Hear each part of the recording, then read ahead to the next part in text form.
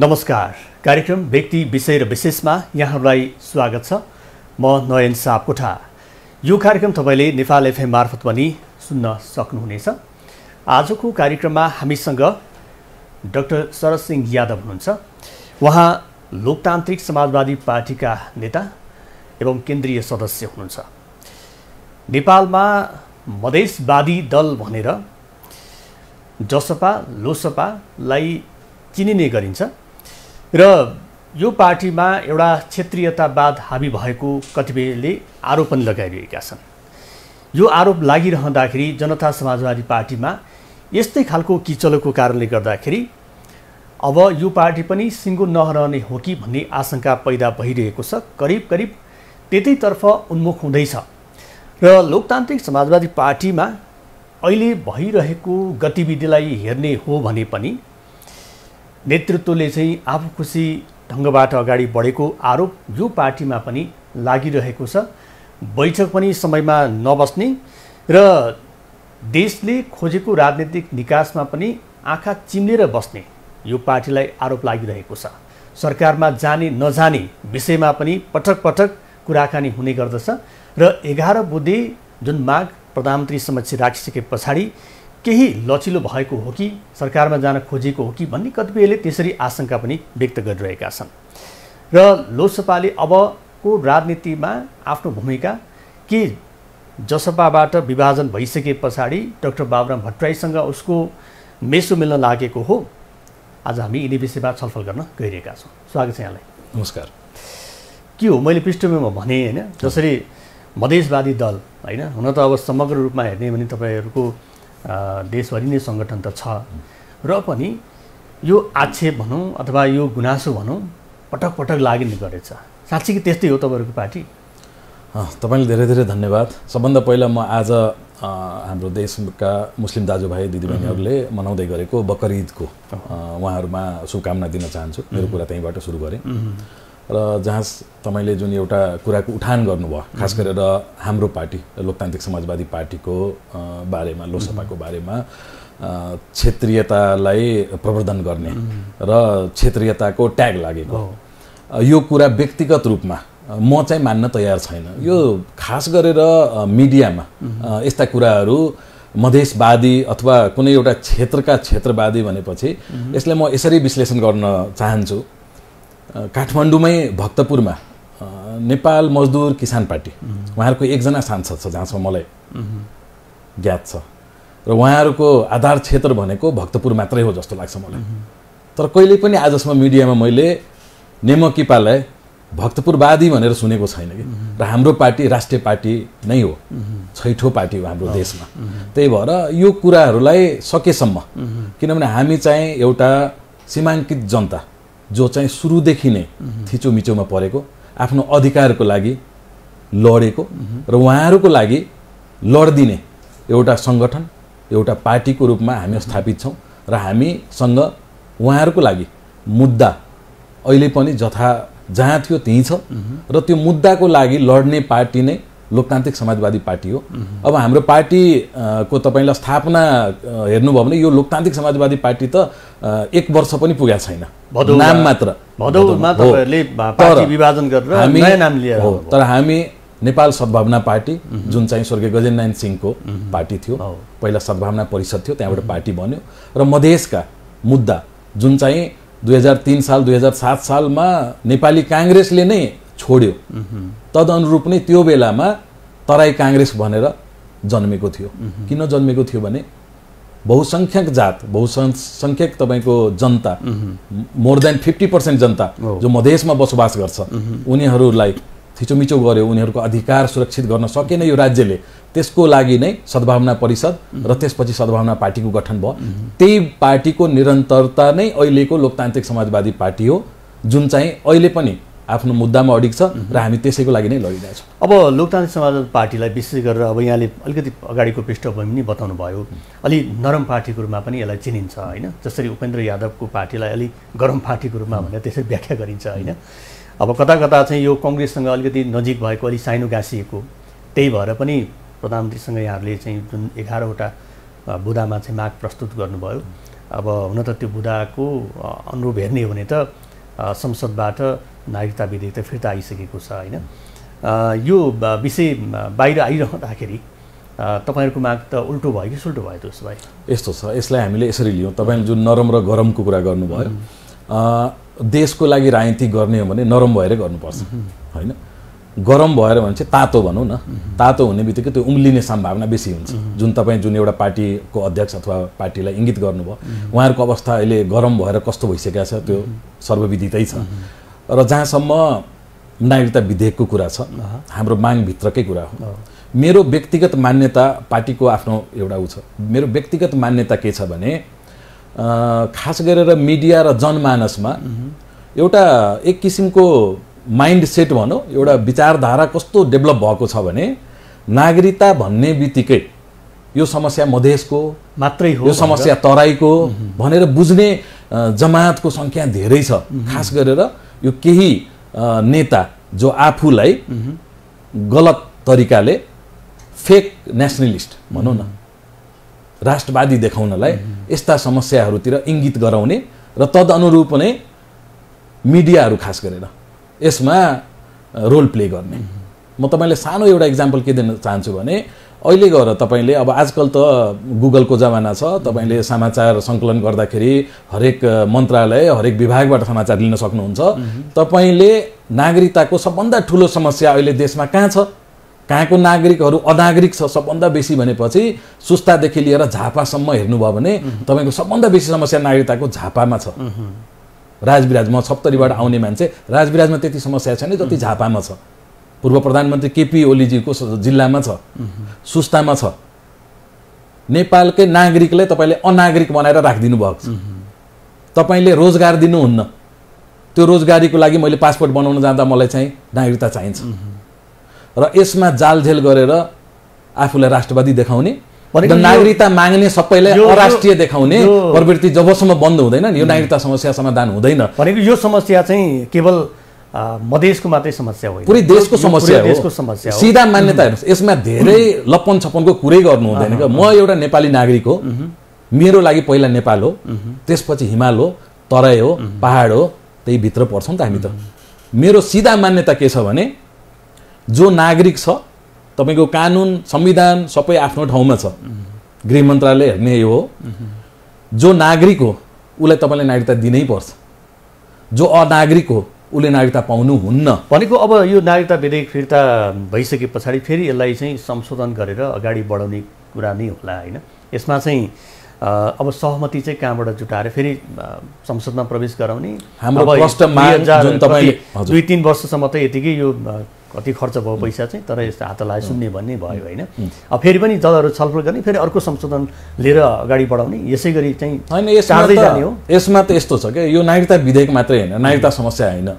हाम्रो देशमा तपाईँले हेर्नुभयो भने थुप्रै यस्ता समितिहरू बन्छ, भत्ता खान्छ, तलब खान्छ, सुखमौजमा बिताउँछ, लास्टमा हात लागे सुन्ने। संसदको अवस्था हेर्नुभयो भने त्यस्तै छ। देशको लागि गर्ने हो, यो समस्या देशकै समस्या हो, पुरै हाम्रो नेपालकै समस्या हो भनेर यदि सबैजना लागि पर्ने हो भने यसमा त म केही समस्या देख्दिनँ। मैले प्रष्ट रूपमा मैले के भन्दैछु भने नेपाली नागरिकले नागरिकता पाउन्, नपाउनेले नागरिकता नपाउन्। अब यहाँ कुरा के उठ्छ भने हजारौँ विदेशी नागरिकले, ल एकछिनमा आउँदैछु त्यसमा, हजारौँ विदेशी नागरिकले नागरिकता लिए, ठिक, म पनि मान्न तयार छु। म पनि यही नेपालको छोरा हो। एउटै विदेशीले गलत ढङ्गले नागरिकता पाउनुहुन्न भन्ने मेरो मान्यता हो। आजसम्म यो देशमा नेपालमा जुन निकाय छ गृह मन्त्रालय हो र त्यसको मातहतमा जिल्लामा सिडिओ हो, तदनुरूप नै त्यहाँ काम हुन्छ। मेरो एउटा मान्यता के छ र मेरो एउटा माग पनि के छ, मैले पटक पटक यो कुरा भन्ने गरेको छु, नागरिकता समस्यालाई समाधान गर्नलाई तपाईँहरूले एउटा क्षेत्रलाई, एउटा वर्गलाई, एउटा जातलाई जुन इङ्गित गर्नुहुन्छ र सधैँ उसलाई होच्याउनुहुन्छ, यो चाहिँ बन्द हुनुपर्छ। त्यसको लागि एउटा उच्च स्तरीय न्यायिक छानबिन आयोग गठन गरौँ। अहिलेसम्म 2046 साल पछि कुरा गर्दैछु म, अहिलेसम्म नेपालभरि नागरिकता यदि गलत ढङ्गले कसैले पाएको छ, कुनै विदेशीले अथवा अनागरिकले पाएको छ भने त्यसलाई फिर्ता गरौँ। फिर्ता मात्रै होइन, नागरिकता पाउनेले 5 वर्ष जेल दिउँ, नागरिकता दिनेलाई 10 वर्ष जेल दिउँ। त्यो भनेको सिडिओ साहबहरू हो र जहाँसम्म मलाई लाग्छ 99% सिडिओ साहबहरू जेल जानु एउटा मूलको मान्छे हुनुहुन्छ, एउटा जातको मान्छे हुनुहुन्छ।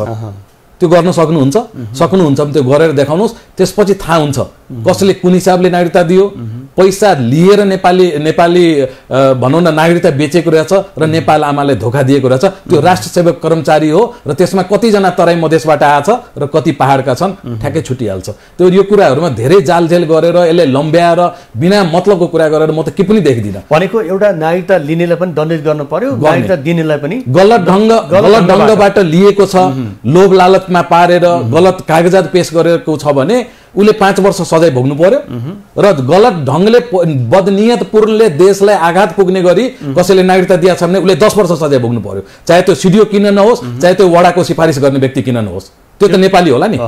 त्यसले किन नागरिकता बेच्यो अनागरिकलाई? र त्यो अनागरिकको कारणले आज जो नागरिक छ उसले नागरिकता बनाउन सकेका छैन, उसले पासपोर्ट बनाउन सकेका छन्, 2 पैसा कमाउन आफ्नो देशबाट बाहिर जान सकेका छन्। यसको जिम्मा राज्यले लिने कि नलिने र यस्ता कुराहरू यो समस्या समाधान गर्नको लागि पनि तपाईहरुले चाहिँ दबाब दिइरहनु भएको छ। एकदमै सुरुदेखि नै हामीले कुरा गरेका छौँ। अनागरिकले लिएको छ भने त्यसलाई डिजल्भ गरौँ, एउटा समिति गठन गरौँ र दिने मान्छे पनि दण्डित हुनु पर्यो, लिने मान्छे पनि दण्डित हुनु पर्यो। नागरिकताको विषयमा समस्या समाधान हुन्छ। अब चाहिँ लोकतान्त्रिक समाजवादी पार्टीमा एउटा नेतृत्वले चाहिँ एउटा जुन गति दिनुपर्ने हो हैन, त्यो गति दिन नसकेको कुरालाई यहाँले कसरी हेर्नुहुन्छ? जुन यसमा चाहिँ असन्तुष्ट केही पक्षले त पुरानै पार्टीलाई फेरि निरन्तरता दिए नि हैन, उनीहरूले विशेष चन्द्रलाल लगायतका अरू चाहिँ राम्रा नेताहरू बाहिरिनु पर्यो नि हैन।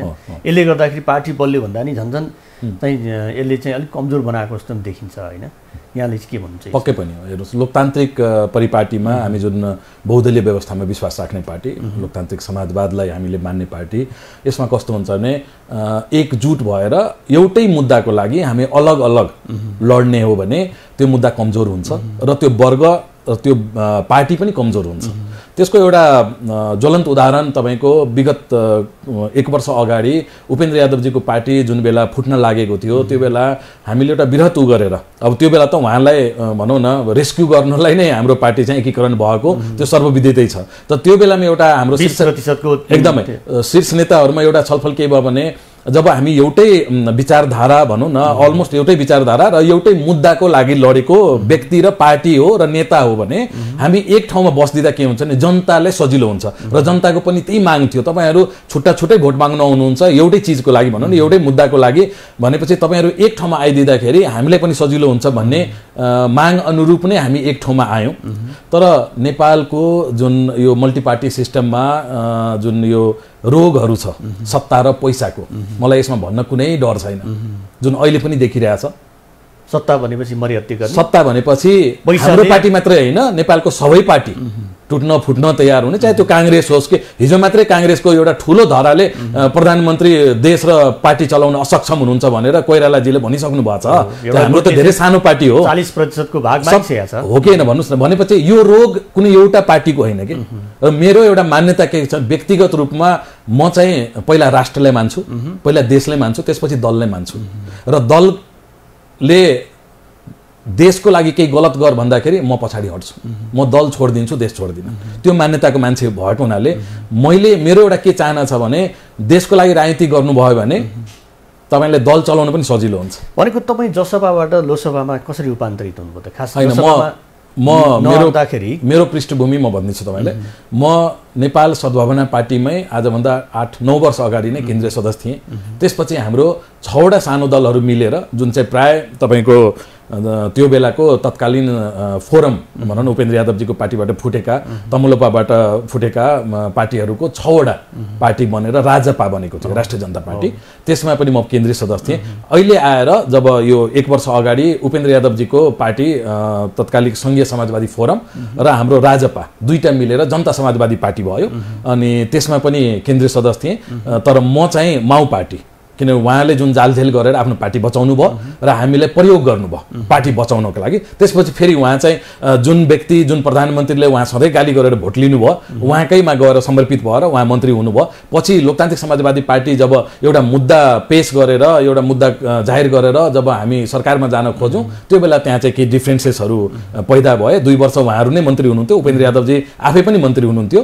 पछि यो समूह जाने भएपछि उहाँले एउटा न्यू खोजेर पार्टी फुटाउनु भयो र म माउ पार्टीमै जुन चाहिँ हाम्रो लोकतान्त्रिक समाजवादी पार्टी नामको हिसाबले हो र जुन हाम्रो सद्भावनाकै पृष्ठभूमि हो म त्यसमै बसेँ। त्यसको अध्यक्ष मोहन ठाकुरजी हुनुहुन्छ। पटक चाहिँ वर्षेपछि नाम फेरिरहँदाखेरि हैन यो बाध्यता लोकसभा भएको छ, कहिले जससभा भएको छ, कहिले के भएको छ, यो टेक्निकल समस्या हो। यसले गर्दाखेरि चाहिँ आफ्नो एउटा चाहिँ भूमिका आफ्नो अस्तित्व नै कता कता हराएको जस्तो यहाँलाई महसुस हुँदैन? यस्तो हुन्छ हेर्नुहोस्, अब जनतामा बसेको र मुद्दा बोकेको पार्टी नाम परिवर्तन हुँदैमा त्यसलाई कुनै अनौठो रूपमा लिनु हुँदैन। यो एउटा भनौँ न एउटा प्राविधिक कुरा भनौँ, जब पार्टीहरू फुट्छ अब त्यसमा मान्यता कसले पाउने कसले नपाउने, तर लास्टमा जाने भनेको हामी जनतामै हो।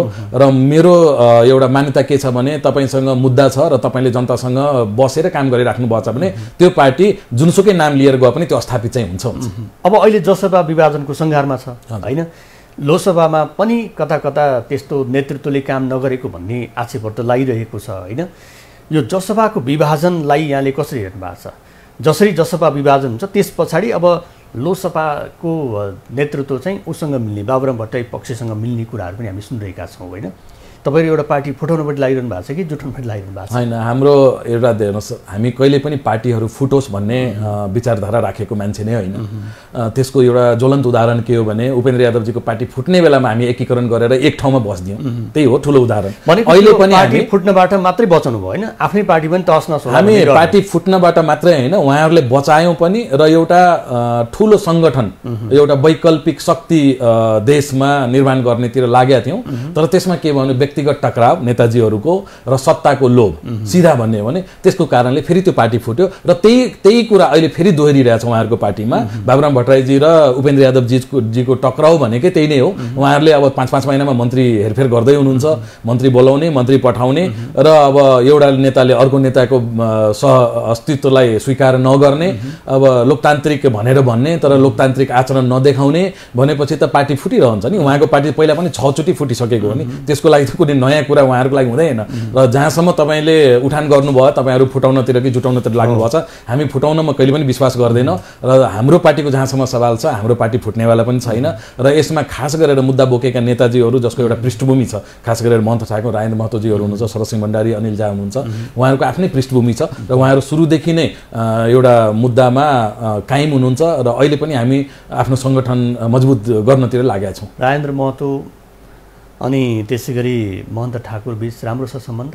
यस्तो हुन्छ, अब व्यक्तिगत डिफ्रेन्सेसहरू जहाँ पनि हुन्छ तपाईँको, जसरी मैले अघि काङ्ग्रेसको बारेमा भने, कोइराला पक्ष, गगन थापा पक्ष र बाबुराम देवबाजीको सम्बन्ध कस्तो छ त्यस्तो हाम्रो पार्टीमा हुन्छ र त्यस्तो सबै पार्टीमा हुन्छ। तर पनि बैठकमा त खासै होइन, त्यस्तो के, त्यो सबै गलत हो। उपस्थिति नहुने, एउटाले बोलाएको बैठकमा अर्को नजाने, त्यो गलत हो। त्यो कसैको समय नमिलेर अथवा त्यो अरू कुराहरू केही होला, तर पार्टीमा त्यस्तो केही पनि छैन। तर पनि नेतृत्वमा चाहिँ यो शक्ति सङ्घर्ष चाहिँ जहिले पनि भइरहने होइन, आफ्नो पक्षमा चाहिँ पार्नको लागि। यो हाम्रो आचरण भयो हेर्नुहोस्, यो हाम्रो मात्रै पार्टीमा होइन, यो देशको राजनीतिक व्यवस्था नै त्यस्तो भयो कि। मैले तपाईँले सुरुमै के निवेदन गरेँ भने, जबसम्म तपाईँ अलिकति निष्पक्ष भएर होइन मलाई देश र जनताको लागि गर्नु छ, जबसम्म यो भावना राख्नुहुन्न तबसम्म यो समस्या चाहिँ रहिरहन्छ।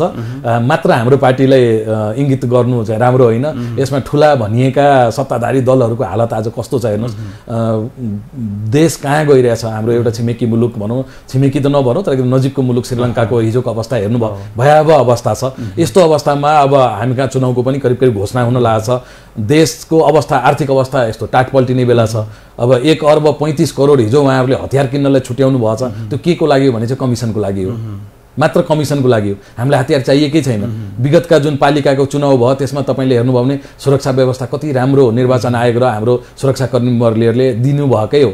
मलाई लाग्दैन हतियारको नेपालमा अहिले आन्तरिक रूपमा जरुरी छ होइन। त्यसपछि तपाईँको अहिले मन्त्रालयहरू छापामार शैलीमा चलाएको छ, रातारात मान्छेहरूले भित्राएर हेर्नुहोस्। त्यसपछि गएर तपाईँको एकदम सुरक्षा संवेदनशीलतालाई लात हानेर सिसिटिभीको फुटेजहरू मेटाएका छन् होइन। अब यो कुराहरू, अराजकताहरू यो देशमा यस्ता खालका नेताहरू जबसम्म हुन्छ देश चाहिँ बन्दैन जस्तो लाग्छ। एउटा व्यक्तिगत मेरो आफ्नो भावना हो। त्यही भएर सबै दलमा यो समस्याहरू छ। तर अब विकल्प के त? तपाईँहरूले पनि दिन सक्नु भएन। एउटा चाहिँ तपाईँहरूको उपस्थिति जुन रूपमा चाहिँ आन्दोलन ताका भएको थियो, एउटा मधेसको सङ्घर्षले गर्दाखेरि जुन एउटा यहाँको उपस्थिति बलियो रूपमा देखिएको थियो भने 74 पछाडि फेरि यस्तै गन्जागोलको अवस्थामा रह्यो। अब फेरि पनि चुनाव आउँदैछ होइन। यहाँहरू एक ठाउँमा जुट्न पनि नसक्ने होइन, र जुटिहाल्यो भने पनि कतिखेर फुट्ने भन्ने नै त्यसको ठेगान नहुने होइन।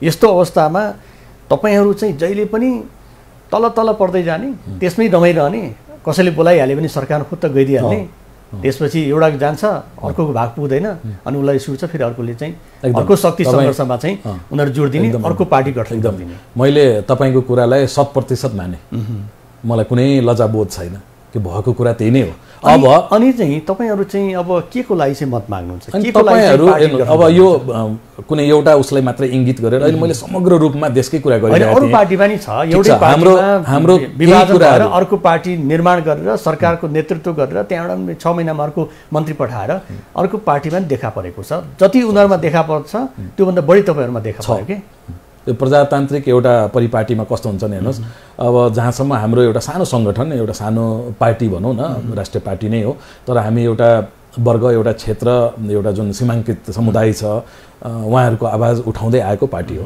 र अहिले एउटा उपस्थितिको रूपमा हाम्रो संसददेखि लिएर तपाईँको हरेक ठाउँमा राम्रो उपस्थिति नै मान्न सकिन्छ।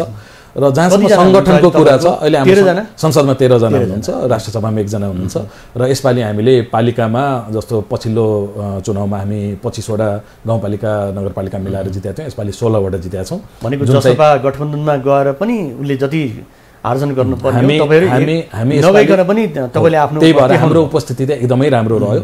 अब 5 दलीय गठबन्धनमा जसपाको उपस्थिति थियो, त्यो अनुरूप उहाँहरूले सफलता पाउन सक्नु भएन। त्यो अनुसारले लोकतान्त्रिक समाजवादी पार्टीको धेरै नै राम्रो पर्फर्मेन्स रह्यो र यी पर्फर्मेन्सलाई टेकेर हामी अगाडिको आम निर्वाचनमा एउटा गठबन्धन सिद्धान्त मिल्ने र एउटा मुद्दा मिल्ने पार्टीहरूसँग छलफल चलिरहेछ, घनीभूत छलफल चलिरहेछ र आशा गरौँ एउटा हामी सिद्धान्त मिल्ने पार्टीहरूसँग चाहिँ हाम्रो गठबन्धन हुन्छ र योभन्दा राम्रो परिणाम हामी चाहिँ प्रदेश र सङ्घको चुनावमा पक्कै पनि ल्याउँछौँ भन्ने हाम्रो आशा छ। कोसँग चाहिँ यहाँले गठबन्धन गरे? सीके रावसँग हुन्छ? हाम्रो अहिले जनमत अनि एमालेसँग 1 चरणको वार्ता सकेको छ र पटक पटक एउटा व्यक्तिगत रूपमा पनि नेताजीहरूको शीर्षस्थलमा भइरहेछ कुरा।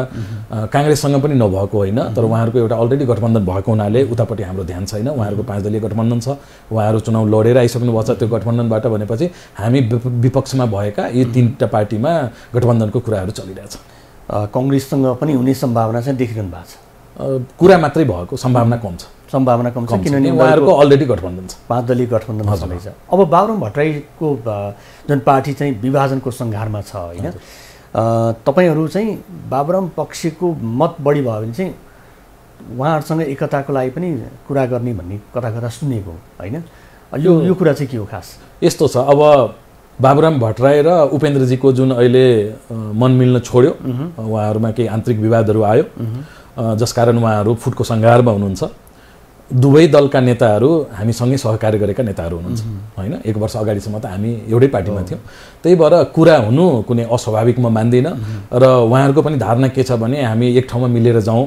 तर अब हाम्रो शीर्ष नेता र हाम्रा कार्यकर्ताहरूले यो सोच्ने बेला आइसकेको के छ भने कोसँग जाँदा हाम्रो मुद्दा मजबुत हुन्छ, हाम्रो दल मजबुत हुन्छ र हाम्रो उपस्थिति मजबुत हुन्छ। यो निर्णय चाहिँ शीर्ष नेतृत्वले गर्ने हो। अब यसमा व्यक्तिगत रूपमा मैले आफ्नो भनाइ राख्दाखेरि एकचोटि हामी उपेन्द्र यादवजीसँग एकता गरेर हेरिसक्यौँ र त्यसको परिणाम आज हामी भोग्दैछौँ। यो कुराहरूलाई ध्यानमा राखेर नै अब आगामी एकता अथवा पार्टीको एकीकरण यदि गरिन्छ भने त्यो चाहिँ दिगो र दीर्घकालीन हुन्छ भन्ने मेरो आफ्नो मान्यता हो। भनेको उपेन्द्र यादवसँग हुने सम्भावना चाहिँ छँदै छैन भन्ने नि हुन्छ? भन्न सकिन्न, मेरो मान्यता मैले राखेँ। अबको चुनावमा चाहिँ जुन खालको एउटा यतिखेरको समयमा चाहिँ मधेसमा पनि स्वतन्त्र उम्मेदवारहरूको उपस्थिति बाक्लिन खोजिरहेको छ होइन। कतिपय सन्दर्भमा हेर्ने भने मधेसमा चाहिँ जो गर्न खोजिरहेछन् उनीहरूलाई चाहिँ पाखा लगाउने प्रवृत्ति पनि चलिरहेको छ होइन, जसले गर्दाखेरि उनीहरू वैकल्पिक रूपमा चाहिँ स्वतन्त्रपट्टि चाहिँ आकर्षित पनि भइरहेका छन् होइन।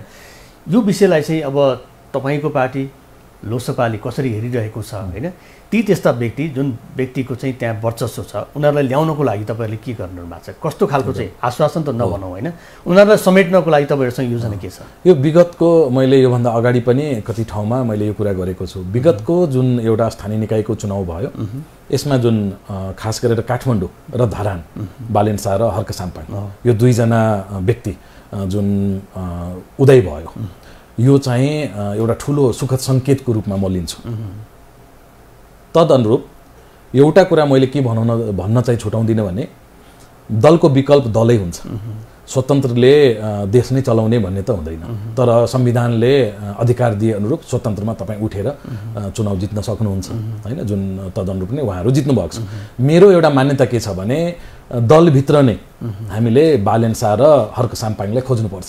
हरेक दलभित्र, तपाईँले पनि थाहा छ, मलाई पनि थाहा छ, हरेक दलभित्र विज्ञहरू अवसर पाउनु पर्छ भन्ने मेरो मान्यता हो। मैले त्यही भन्दैछु, दलभित्रैका बालेन र हर्कलाई खोजौँ र दलभित्र गर्न नसकेका, काम गर्न नसकेका, आफ्नो योग्यता देखाउन नसकेका असक्षमहरूलाई पाखा लगाउँ, दलभित्रैको स्वतन्त्रलाई निकालौँ, जोसँग विज्ञता छ, पढे लेखेका छ, जोसँग भिजन छ, तर उहाँहरूलाई निकाल्नु पर्यो। हो, म आउँदैछु त्यो कुरामा, म आउँदैछु त्यो कुरामा। यदि त्यो गर्न सक्नुहुन्न भने, सक्नु भएन भने हालत के हुन्छ भन्ने थाहै छ।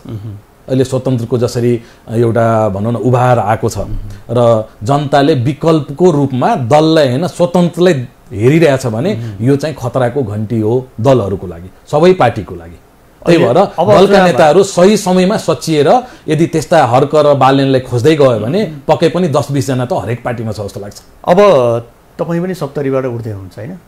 मेरो अब त्यहाँको एउटा जनताहरूको भनौँ अथवा त्यहाँका साथीभाइहरू र पार्टीको एउटा भावनात्मक उसले गर्दाखेरि अब हामी जस्ता व्यक्तिहरू, युवाहरू खास गरेर पढे लेखेका, कुनै एउटा विधामा विज्ञता हासिल गरेका व्यक्तिहरू आउनुपर्छ भन्ने हिसाबले कुरा उठिरहेको हुनाले म पनि त्यहाँबाट अब जनताको सेवा निःशुल्क निस्वार्थ गर्ने चाहिँ मनमा आएको हुनाले म चाहिँ तयारी गर्दैछु। तयारी गर्दै हुन्छ, पार्टीले टिकट दिने नदिने फेरि पछिल्लो कुरा हो। नेताको वरिपरि घुम्न कतिको सक्षम हुनुहुन्छ त्यसले पनि निर्धारण गर्ला होइन? हामी चाहिँ गर्दैनौँ, त्यो गर्नुहुन्न। मूल्याङ्कन नेता र पार्टीले गरोस्, मूल्याङ्कन उहाँहरूले गर्न सक्नुभयो भने ठिक, गर्न सक्नुभयो भने धेरै बाटोहरू हुन्छ। त्यो बाटो उनीहरूले रोक्ने कि अर्कोले तदनुरूप नै त्यो बेलाको बाटो त आफै आइहाल्छ तपाईँको अगाडि। हस्, हामीसँग समय सकिएको छ। यहाँको यो महत्त्वपूर्ण समय विचारको लागि धेरै धन्यवाद छ। धन्यवाद हजुर लगायत एभेन्यूज टिभीका सम्पूर्ण साथीहरूलाई मेरो तर्फबाट धन्यवाद। दर्शक हुनुहुन्थ्यो डाक्टर शरद सिंह यादव, लोकतान्त्रिक समाजवादी पार्टीका केन्द्रीय सदस्य। यतिखेर मधेसवादी भन्दा पनि एउटा राष्ट्रिय पार्टीको रूपमा उहाँहरू हुनुहुन्छ र पनि एउटा ट्याग लाग्ने गरेको छ, यो क्षेत्रीयतावादतर्फ उनीहरू हामी भएको हो कि भन्ने। तर त्यसो नभइकन राष्ट्रिय पार्टीको रूपमा हरेक देशको समस्या समाधान र आफूले उठाएका मुद्दाहरूलाई सम्बोधन होस् भन्ने चाहना उहाँले राखिरहनु भएको छ। र टुटफुटको श्रृङ्खला यो पार्टीमा मात्र नभइकन, मधेसका पार्टीका मात्र नभइकन अन्य पार्टीमा पनि देखिएको छ। यो रोग अब निराकरण गर्ने भनेको पार्टीभित्रका नेताहरूले नै हो। आजको समय सकिएको छ। खबरभित्रको खबरको लागि हेर्दै रहनुहोला एभेन्यूज खबर। नमस्कार।